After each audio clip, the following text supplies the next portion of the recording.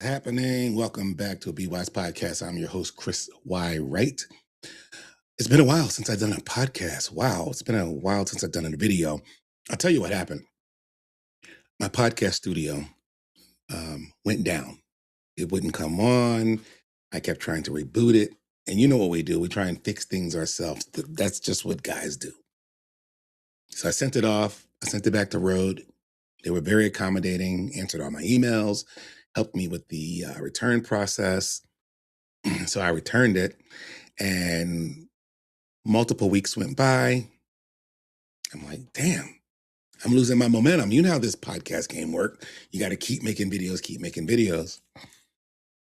So I kept reaching out to them. They finally responded and said, and this is not against Rode, very good company and very accommodating with the tech, the tech and all that stuff. So they finally decided, hey, we couldn't fix your unit. We're going to actually replace it with a new one. Yes. So I just got it back a couple days ago, and we're back. And I'm going to try and be diligent about doing a short podcast every day. So here we are. A lot has happened since my last podcast. I can tell you that the ICE protests are out of control. It sickens me to my core that people are in the street protesting law enforcement when they are just trying to make us safe. But what sickens me even more is adults, professional adults like Don Lemon, disrupting church services. So we had a young lady, unfortunately, get killed by the police.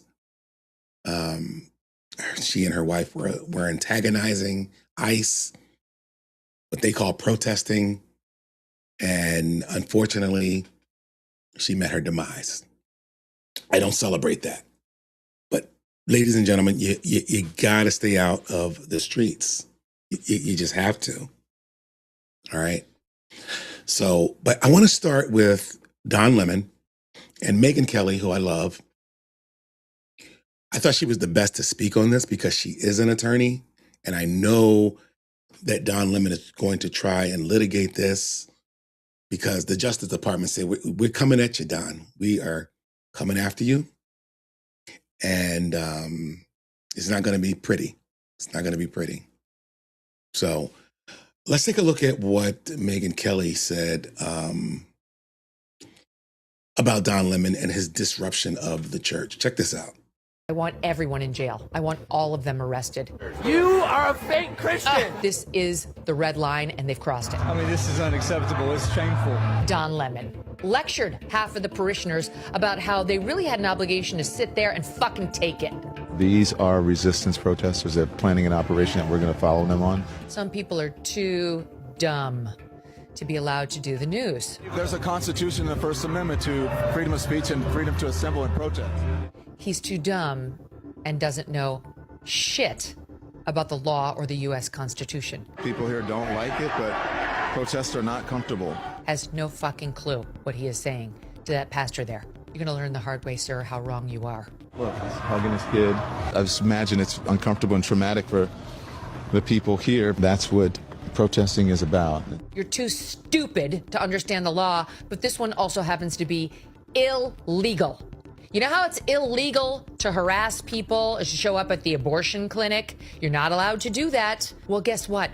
That same law also applies to places of worship. There are some very limited, but this is one of them, limits on your First Amendment rights. This is the line beyond which we cannot allow them to cross. I don't care if it takes the National Guard, if it takes all of Pam Bondi's DOJ, if it takes President Trump personally making a visit to this church. I don't care what has to be done, but this is the red line and they've crossed it.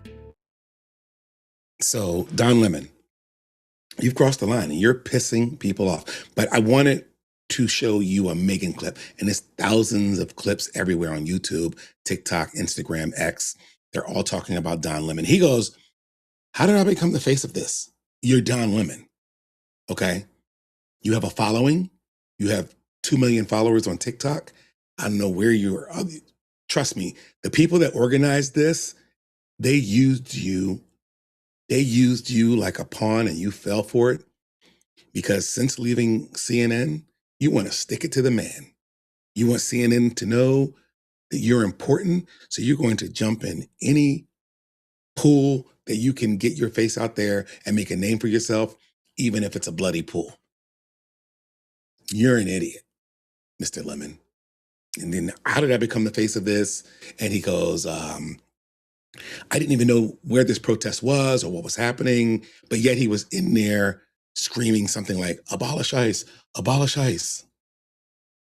Well, your day is coming, Don. Your day is coming. You know, and During the protests, There's no Lemon space. talked to the pastor Yeah. who was leading the service and had the gall to ask him, don't you think Jesus would understand? I mean, this is unacceptable. It's shameful. It's shameful to interrupt a public gathering of Christians in worship. But there were folks who will That's not, I have to take care of my flock. And Okay, my but listen, we family. live in there's a constitution in the First Amendment to freedom of speech and freedom to assemble and protest. We're here to worship. We're here to worship Jesus because that's the hope of these cities. That's the hope of the world is Jesus Christ. I want to be very respectful. Please don't push me, though. We're here to worship Jesus. Oh my God, he's not That's why we're here. Okay, that's why we're here. That's what we're about. Don't you think Jesus would be understanding and We're about love these folks? We're about spreading the love of Jesus. But did you try to talk to them as a No Christian? one is willing to talk. Okay. Okay, I need to take a deep breath. This is so infuriating.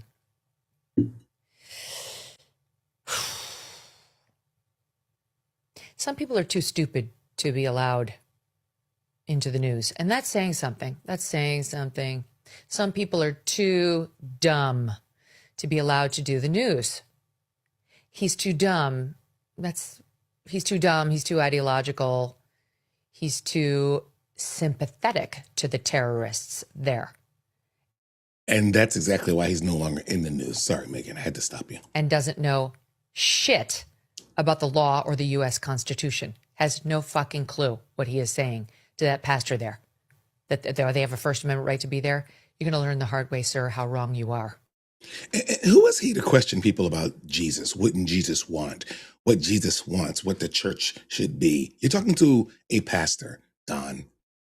Okay. You don't strike me as someone who knows about the church very much. I'm sorry. Go ahead, Megan. Lemon was also outside the church when some of the parishioners left and admitted it must have been traumatic for them. But he says, hey, that's what protesting's all about. Making children scared. Such a sweet guy. Don. I'm going to stop there. But you get the point.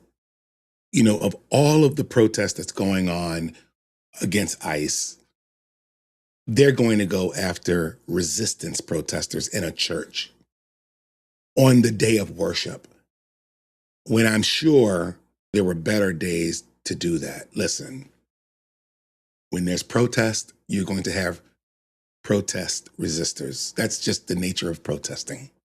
People that are for, people that are against. But what you don't do, Don, is go up in someone's place of worship. And I hope the Justice Department comes down hard on you, man. I really do. Even if it's something like, even if they don't find anything, I want it to be very inconvenient. I want you to spend a ton of money on attorneys, all your TikTok money, all your YouTube money. I want it going to attorneys.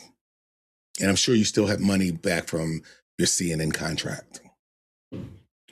So that's enough about Don Lemon, but let's look at what's going on around the country.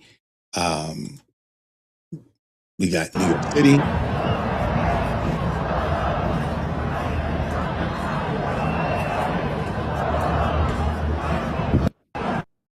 What are we doing, people? What are we doing? You know, you got people protesting on bridges.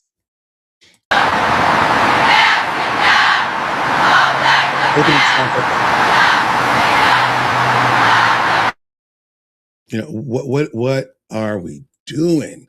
Isn't that what Sebastian Maniscalco says? What are we doing? Now, this one really gets me. This is This one is really good. Estado, I Estado, Colorado, nuestro Estado, I Estado, Colorado, nuestro Estado, I Estado, Colorado.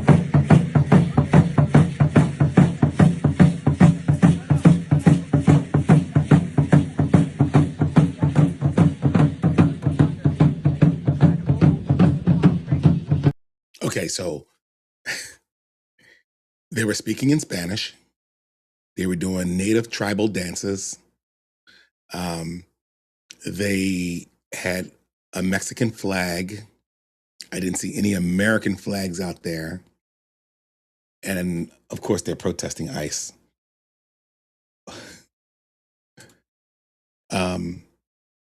Just get out the way. Just let ICE do their job. And this is going to be the crux of the matter here. I'm going to show you this video and then I'm going to talk about it. This is an ICE officer who was said, we are going after a sex offender and you guys are hindering that process. Check it out. So you're reporting, we're here to arrest a child sex offender. And you guys are out here honking. Oh, they're not. No, we're press. We're not That honking. vehicle right there is honking and impeding our investigations while we're trying to arrest a child sex offender. That's who you guys are protecting. Insane. And that's what I want to talk about today because I just want you guys, listen, I'm all for the First Amendment. I'm all for freedom of speech. I'm all for the right to protest, but do it on the side. You're getting up in their faces with cameras. You're standing in front of their cars. You're trying to fight them while they're pulling people out of cars and going into homes. A friend of mine just got hired by ICE, and he told me that the paycheck was $120,000 a year. Monetarily, income-wise, best job he's ever had. And after a few days on the job, he was like, I just don't understand Americans. And he was a Democrat. He was a liberal. He's the one I used to trade barbs with back and forth about libs and conservatives and Trump and Kamala. And now he's radicalized all the way to the right because of you people in the streets, making his job hard. His wife, his couple of kids. And he just feels like every time I go out there, I hate these people. He hates these liberals in the streets. And then you guys are going, shame, shame. You're shaming and doxing ICE agents who have families just like you do, who have loved ones, friends, parents, and they're just trying to make a living. Just trying to make a living. They are the messengers. They're just doing their job. ICE agents don't make the laws, guys. They just follow them. Protesting ICE workers is like yelling at cashiers because you don't like the store prices. They are the wrong target. If people are mad about immigration rules, they should be protesting the politicians in DC. They're the ones who wrote the laws, not the people hired to enforce them. They're out here trying to keep your community safe, trying to remove dangerous people from the street. A big part of what ICE does is finding and removing people who've committed serious crimes, like human trafficking or gang activity. They are here to stop the bad guys. And protesting ICE can make it harder. It makes it harder for them to get these specific, dangerous individuals off the streets, which are on a list. Here are the targets for today, gentlemen. Go get them. And it makes neighborhoods less safe. Let's be honest. And another thing, rules are rules. For a country to work, the laws that are on the books have to mean something. If we just stop enforcing immigration laws because of protests, it sends a message that laws are optional. Maybe we'll follow them. Maybe we won't. How about we protest the laws and they'll just go away? It is not fair to the people who are trying to come to this country the right way, through a legal process, through tons of bureaucracy and red tape and timing and calls and emails and letters and send this document and send that document in. You know, there's dating sites in South America? Okay. So if you meet, let's say I'm a guy, I meet a woman in, let's say, Colombia.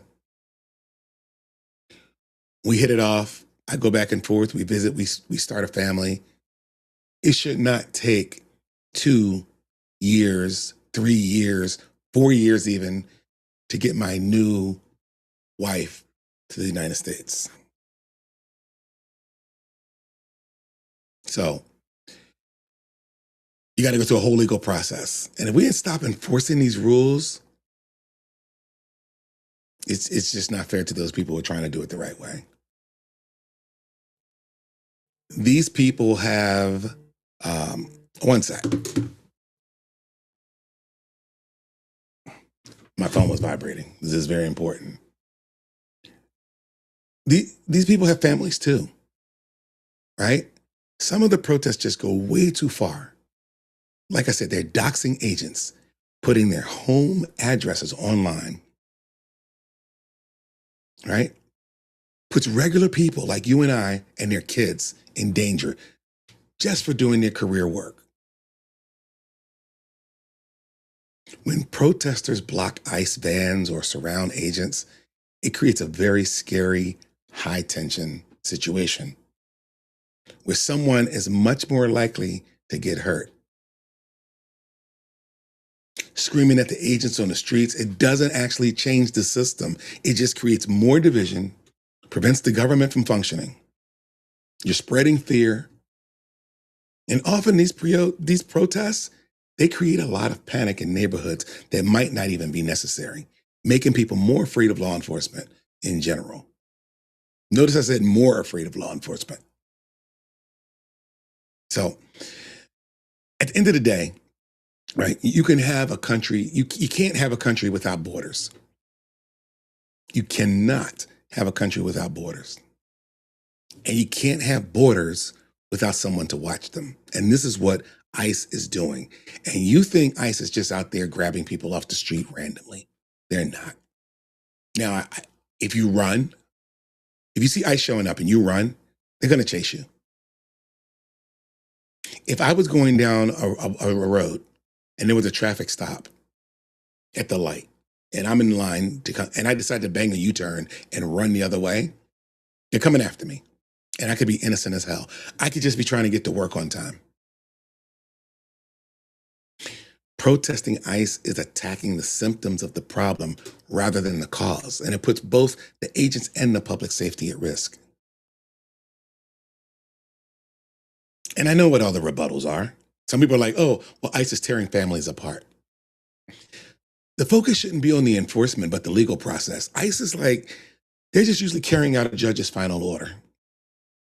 If we stop enforcing these orders, we're essentially saying the immigration court decisions just don't matter.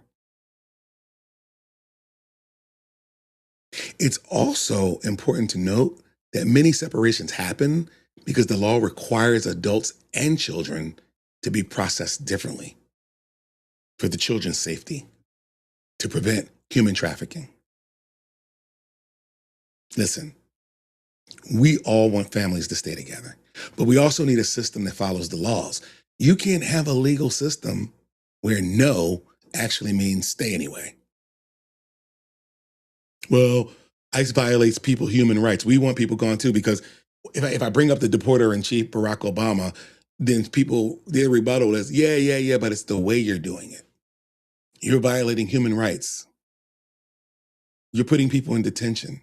Listen, while any loss of life is a tragedy, ICE manages a massive population, hundreds of thousands of people. You may hear a story about one or two. The vast majority of these facilities, they meet high standards. And the crisis is often caused by overcrowding, which happens when the border isn't secured or when Congress doesn't provide enough funding for better facilities. And then blaming the agents for the conditions is like blaming a doctor for a crowded waiting room. If you want better conditions, you need better funding and a more controlled flow of people, not less enforcement. And my biggest pet peeve is we should abolish ICE entirely. Yeah. How did defund the police go? Okay, now you want to abolish ICE. Listen, you abolish ICE, this will be a public safety vacuum waiting to happen. ICE doesn't just do deportations. They also stop human trafficking, child exploitation, which everyone's like, release the Epstein files. But yet, you want a situation where there's more of it in the United States across our borders. ICE stops drug smuggling, like fentanyl, and we know we have a fentanyl problem.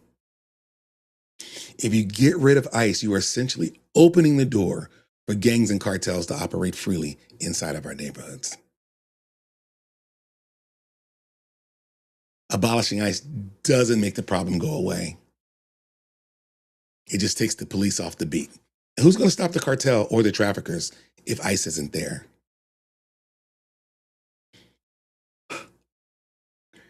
And one of the last things is ICE agents are too aggressive and they're wearing masks. These agents are often going after very dangerous criminal targets, including gang members and violent felons. And they wear protective gear and masks to prevent the doxing that you are causing, protesters. And protesters find out these guys' home addresses. They threaten their families. It's a matter of officer safety in an increasingly hostile environment. When you are arresting known gang members, you don't show up in a polo shirt. They use these tactics to make sure that everyone, the agent and the suspect, gets out alive. Well, they're targeting innocent people. ICE priority is actually criminal aliens. That's who's on their list. Statistics show that the vast majority of the interior arrest are people with criminal convictions or pending charges, DUIs, assaults, drug offenses, etc. Listen, you're going to go to someone else's country, don't break the law. Don't even steal a candy bar. But for the others, like, they usually have already been to the court system. They chose to ignore the legal order to leave. They're just going to stay. It's one of those situations where I said earlier, where no means, I'll stay anyway. The idea that ICE is just picking random people off the street is a myth. This is a lead-driven agency that focuses on people who've already broken the laws or ignored a judge. And the common thread in all of these rebuttals is accountability. Protesters want to hold the agents accountable for doing their job, but we should be holding the system accountable for being consistent. You can't have a nation without a front door and a lock. You can't. So it's clear that the conversation around immigration it's heated, but we have to look past the slogans and the protests. At the end of the day, ICE is an agency doing a job that Congress asked them to do. And when we support the work they do, we aren't saying that the system is perfect. We're saying that laws have to mean something. If you don't like a law, you work to change it at the ballot box. You go vote. You don't harass the people who are tasked with keeping our community safe from human traffickers, drug smugglers, violent offenders. Protesting the men and women on the front line doesn't fix our immigration system. It just creates more chaos and puts everyone at risk. We need to focus on the real solutions in Washington, rather than making the jobs of our law enforcement officers even more dangerous. Listen, that's all I got. And this was longer than I expected, but you guys are just really driving me crazy and you're getting on my nerves. I'll see you guys at the next Be Wise podcast. I'm Chris. Don't forget to like and subscribe. I need followers. I need people to listen to what I have to say. You guys take care.